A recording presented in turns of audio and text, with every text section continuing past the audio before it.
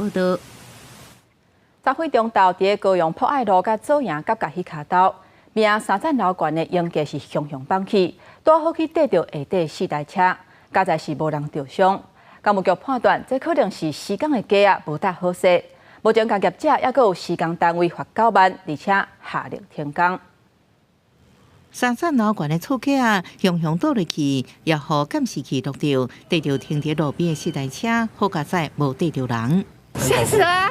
还好我的车没事情。看到就安尼啊，就歹运啦，要安怎？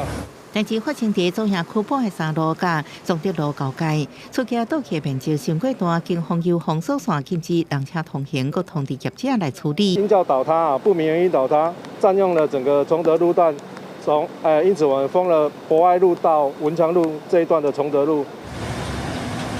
吊车将歪去的架啊拆掉高雄气象站，测到迄时阵中亚区瞬间风力6到7级，比美乐区8级阵风较细，是毋是强风造成？还来调查。毋过市府路检人员初步勘查了后，今年建无整修工程时阵，架啊无甲结构体连接好，才会倒去有人为所失。